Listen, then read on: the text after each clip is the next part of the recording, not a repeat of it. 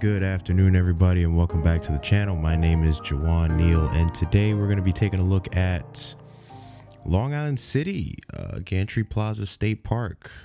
We took a few shots here, and out of the shots that I took, I selected 3 of them.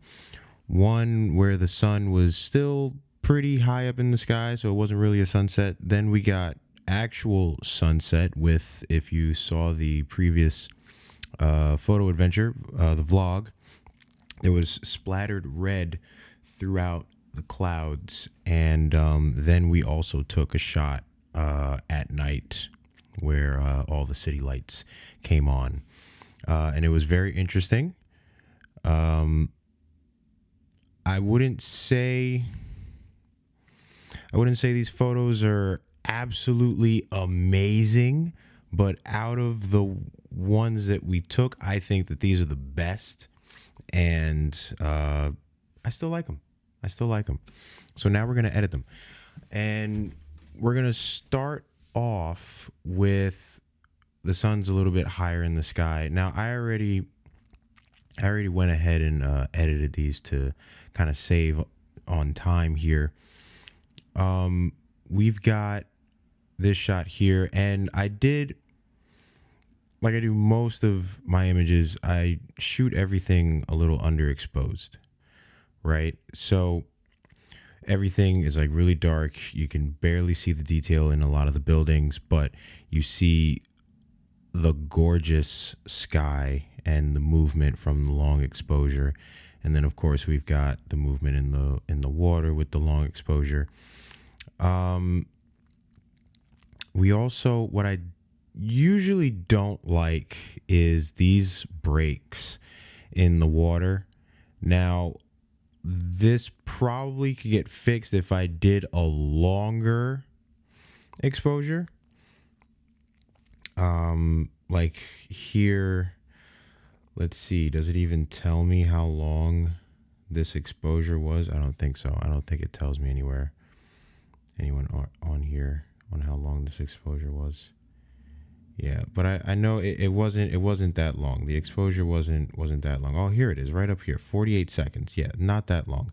If this exposure, if I was stacking up ND filters on top of there, and I probably got it to like 2 minutes, 3 minutes of a long exposure, this probably would not be there. That would probably be gone, and this would all just be flat going all the way up to the buildings.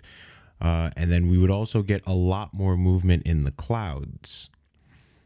It probably wouldn't be as flat just because of how jagged the clouds usually are already.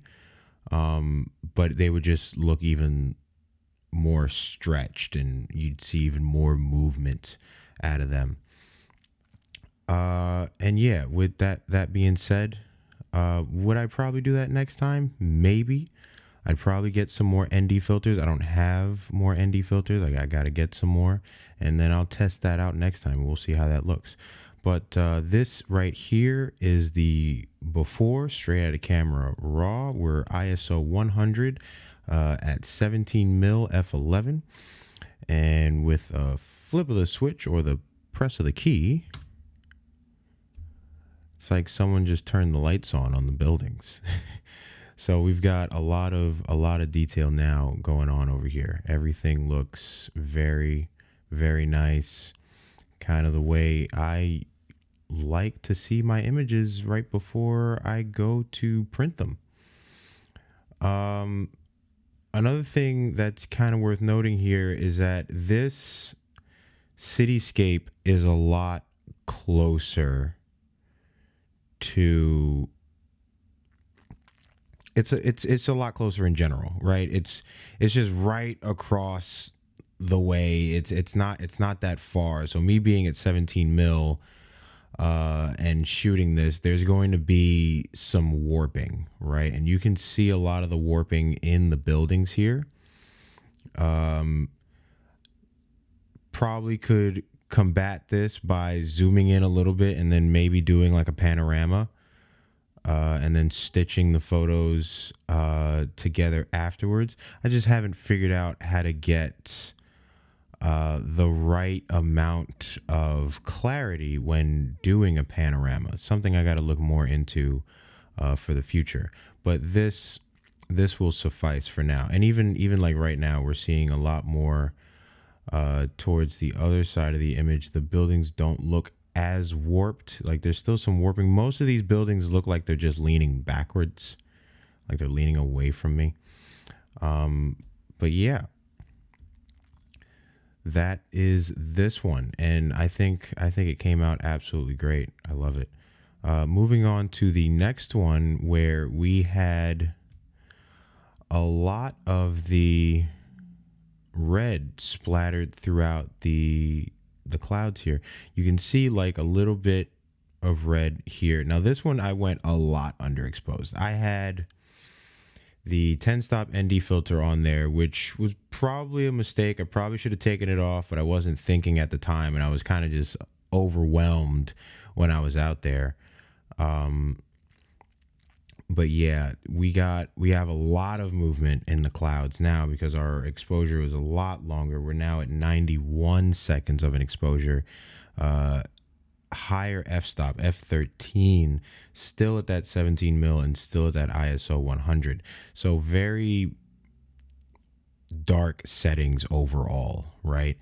And when I got back and I looked at this image, I was like, I'm probably not even going to be able to grab anything from this. It's too dark, but I was like, I got to try anyway. There's got to be some saving grace for this.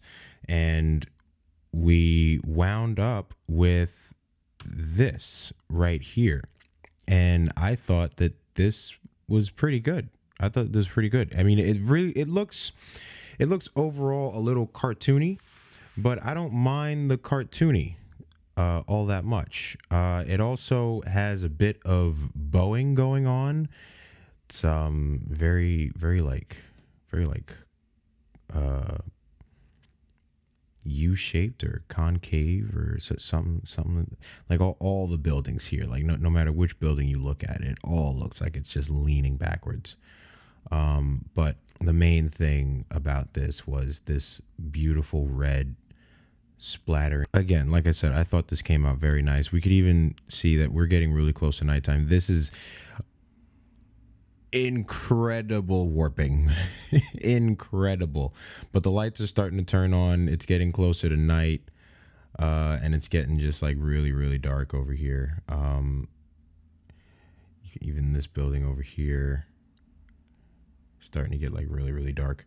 But yeah, that was this image. Love it. And let's move on to the final image at night. Here we got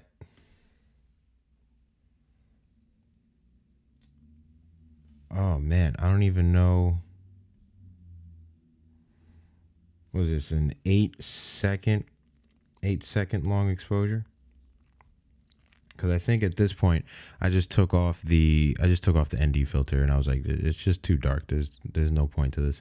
I took off the ND filter. I put it back to f11, still at ISO 100. I gotta think about the ISO a little more when I'm out there. I'm usually just thinking about the f-stop and the how long I'm keeping the shutter open.